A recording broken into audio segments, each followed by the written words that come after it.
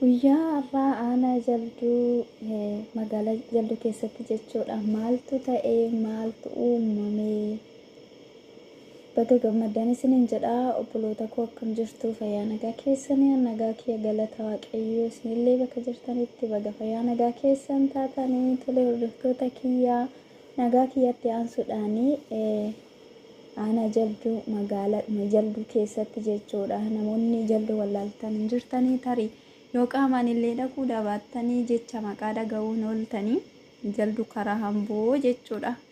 Innaa guyyaa har'aa kana dhugaa baay'ee tokko namatti tolaa. Piroojeektiiwwan garaagaraa eebbisiisanii uummanni akka kanattiin gadi yaa'ee gaafa eebbisiisee bakka baay'inaan namni akka kanattiin walii gadi keessa yaa'u baay'ee tokko nama gammachiisa, baay'ee tokkos namatti tola dhugaa dubbachuudhaaf. Ani jalqaba gaafan suura isaa argu jechuudha. Maaltu ta'e jedhee rifadhe dhugaa dubbachuuf warra du'aas hin fakkaatu. Namni akka malee baay'atee walitti yaa'ee jira akkuma suura irratti agartanii. Egaa daandiin illee hin beektanii warroonni jalduu keessa turtanii, warroonni jalduu keessa gad dabartanii Shukutee deemtanii, Gindibaratti deemtanii daandiin asfaaltiin qaataa eegalame jechuudha. Akkasumas immoo haasaan asfaaltiin hojjetamu baay'ee tokko turee jira. Ergaa haasawamuu jalqabee ergaa in hojjetama jedhamee dubbatamuu jalqabee jechuudha. Dhugaa dubbachuu fi garuu hojjetamee wanti inni fiixaan ba'ee uummataaf hoogganiif immoo uummanni akka itti fayyadamuuf dhiyaate tokkoyyuu hin turre jechuudha. Amma garuu galata waaqayyoo dhugaa dubbachuuf baay'ee tokko namatti tola, amanuuf illee nama rakkisaa jechuudha. Ofii keenyaas hin argine yaa'u suurumarraan argine qaamaan biyya keessa jiraanne hin arginu. Garuu immoo gaafa biyya keenya keessatti akka sanittiin daandiin hojjetamee wanti hundumtuu sisirrachaa adeemaa jiru gaafa arginu dhugaa dubbachuuf gammachuu guddaatu namatti dhaga'ama jechuudha. Nufi kiyya baay'ee tokkoon gammadee akkasumas immoo qimamocheen madaamii warroonni aanaa jalduu kan immoo jalduu keessatti dhalatanii fi gara jalduudha gadi taatanii akka taaksii yookaan immoo makiinaa mataa keessanii bitattanii irra ooftaniin isin gorsaa jechuudha. Amma daandiin hundumtuu xumuramee jira. Dhugaa dubbachuuf garuu waa'ee asfaaltii dubbachuuf nama qaanessa. Saatii ammaa kanatti maaliif jennaani biyyi isaatii ammaa kanatti asfaaltiidhaan hojjetamne hin jiru jechuudha. Keessattuu jalduu immoo biyya beekamtii qabdu. Akkasumas immoo namooti gurguddaan biyya sana keessaa kan biqilanii ba'anii baay'eetu jiru jechuudha. Dhugaa dubbachuuf ani seenaa yoon qoradhee beekuudhaayyuu baadhee baay'inaani. Garuu immoo namoonni jalduutti maqaa dhaaman namoota baay'eetu jira, namoota gurguddoo.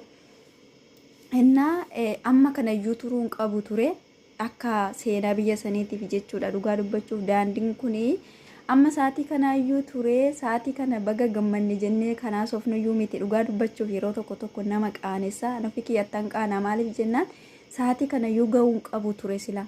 Amma yoonaayyuu ga'uun qabu ture sila. Dhugaa dubbachuuf jaldu jechuun biyya xiqqoo miti, biyya guddoodha dhugaa dubbachuuf. Innaa ammas immoo galata waaqayyoo amma tokko xumuramaa jira, amma tokko adeemsarra jira jechuudha. Gizee akka kanattiin immoo argani baay'ee tokko nama gaddisiisa. Yeroo akka kanattiin turuusaa argan garuu immoo hamma xumuramuusaa irratti baay'ee tokkoon gammade. Ammas xumuramee wanti inni dhumarra ga'e hin jiru garuu walakkaarra jira. Walakkuma kanarratti iyyuu baay'ee tokko nama gammachiisa. Ammuma kanayyuu ijaan arguuni. Gara fuulduraatti immoo kanaan caalatti itti fufee bareedee miidhagee biyyi keenya tottolee akka nuuf dhiyaatu abdii qabna. Waaqayyos immoo nu haa gargaaru, biyyi keenya nuuf haa guddattu dhugaa dubbachuu fi kan biyyoota kaaniyyuu irraa dudubbanna. Kan biyya keenya immoo irraa dubbanne wanti nu qaanessu hin jiru. Dubbachuu sin qabnani sinin jedha. Obboloota koo warroonni biyyi keenya jijjiiramuu sinti tolu, warroonni biyyi keenya qayyaramuun geeddaramuun isin gammachiisu sheer godhaa obboloota keessan biraan wal biraan gaa dhugaa gammadaan isinin jedha. Ani baay'ee tokkoon gammade. Waggaa kana gara biyyaa galeen ture haa ta'uti garuu amma kana wantumti as bahiitu hojjetame hin turre jechuudha. Qoqofforamee daandii wal daddarbaa ta'e yeroo bokkaan roobu akkasumas immoo galoon daandiirra guutee makiinaan akka hin deemnillee namoota baay'ee rakkisaa ture. Makiinaadhaan deddeebi'uun baay'ee tokko ulfaata. Namoonni farda qaban fardaan fa'aa baay'inaan deddeebi'u. Keessattuu dubartoonni ulfaa yeroo da'umsaa hospitaala garaagaraa deemuudhaaf baay'ee tokko nama rakkisa jechuudha. Dhugaa dubbachuuf duraanii daandiin qofforamee baay'ee ture jechuudha. Hojjetameen hojjetamne qofforameeti akka qofforame sanitti immoo daandii suni deemee nyaatamee makiinaan liqimsaa ture gommaa makiinaa jechuudha. Karaa Gindibarat asii gadee amma Shukutee asii gad amma Gindibaratitti gadi bu'u jechuudha. Namoonni biyya sana keessa jirtanii biyya sana keessa turtanii baay'inaan hin beektu jechuudha. Waanuma isiniif ibsuyyuu hin qabu. Garuu immoo namoonni biyya keessaallee baatanii waggaa meeqatu turtanii tarii isinis beekuu dhiisuu dandeessu wanta ta'eef jechuudha. Nufi kiyyaan mana argeerraa tokkoon dubbadha yeroon biyya galee waan arge jechuudha. Daandii yeroo gannaa deemuun makiinadhaan jechuudha baay'ee tokko rakkisaa ture. Daandiin biyya keenyaa baay'ee nyaatamee ture. Hojjetamee jalqabamee karaatti hafee daandii sun immoo deemee bishaaniin galoodhaan nyaatamee jechuudha. Yeroo gannaa hin beektanii lafti biyya keenyaa hin dhoqqaa. Sababa saniif gommaa makiinaa qaqqaba jechuudha. Makiinaan keessaa ba'uu dadhabdee namni itti yaa'ee harkisee akkaataa saniin jechuudha kan deddeebi'aa turani uummanni. Amma garuu galata waaqayyo dhugaa daandiin kun xumuramaatti jira. Ammas immoo waaqayyo isaaf nu gargaaree nu haa xumursiisuun jira dhugaa dubbachuu fi ammuma kanatti iyyuu baay'ee tokko gammadeen kun jalqaba wanta ta'eef jechuudha. Jalqaba wanta tokko gaafa argan immoo baay'ee tokko nama gammachiisaa jechuudha. Innaa warroonni akka kootii gammaddan yoo jiraattan dhugaan baay'ee tokko gammade. Innaa kanan siniin jedhaa obboloota koo biyya ormaatti nafnu biyya namaa keessatti guyyaa waaqayyo jedhe hojjetannee warroonni biyya ormaa keessa jirru biyyuma keenyatti deebinee togalla jechuudha. Wanta qabnu wanta hojjetannee walitti sassaabannee walitti qabannee gaafa biyyatti galu immoo gaafa biyyi keenya jijjiiramte gaafa dacheen keenya qayyaramtee wanti hundumtuu wal qixxaatee sirrate hojii dhuunfaa keenyallee hojjetachuun biyya keenya keessatti nu rakkisu jechuudha. Biyya ormaa keessatti nafnu wanta ta'eef biyya ormaa biyyuma ormaati biyyuma ofiitu gaariidha jechuudha.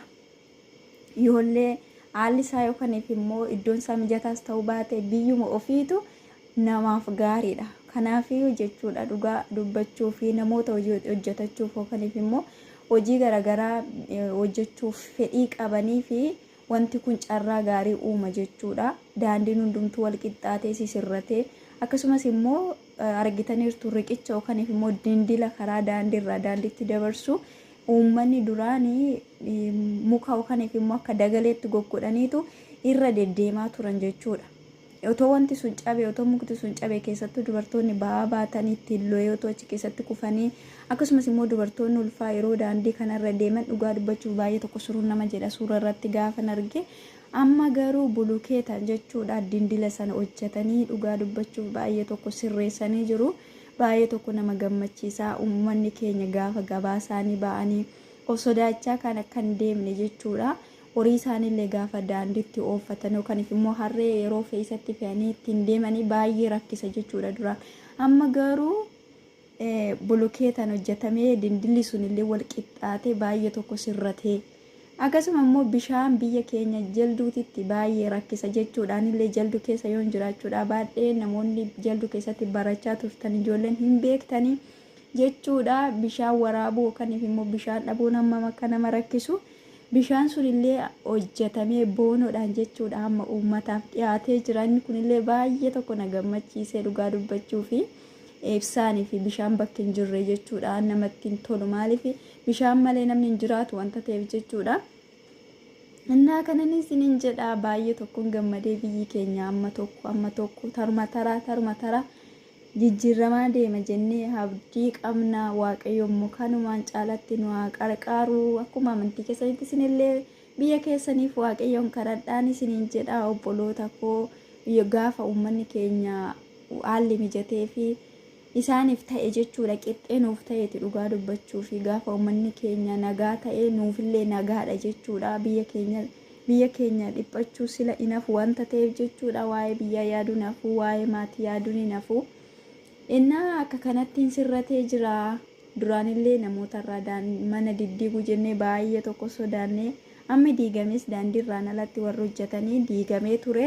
Daandiin hundumtuu wal qixxaatee sirrachaa jira jechuudha. Akka kanattiin baay'ee tokko nama gammachiisaa baay'een gammadee isiniin jedha obboloota koo. Kanumaan caalatti immoo jijjiiramni guddaan biyya keenya irratti nuuf haa ta'u jenna. Ammallee biyya ofii gaafa namaaf jijjiiramte nama gammachiisti wanta ta'eef biyya keenya biyya goototaa biyya jalduu namoonni wallaaltan hin jirtanii hin beektu jechuudha. biyya Alamuun koloneel Alamuu Qixxeessaa biyya Fayyisaa Leellisaa eenyu sinitti waamee dhiisaa atileetii Fayyisaa Leellisaa hin beektanii namoonni wallaaltan hin jirtanii.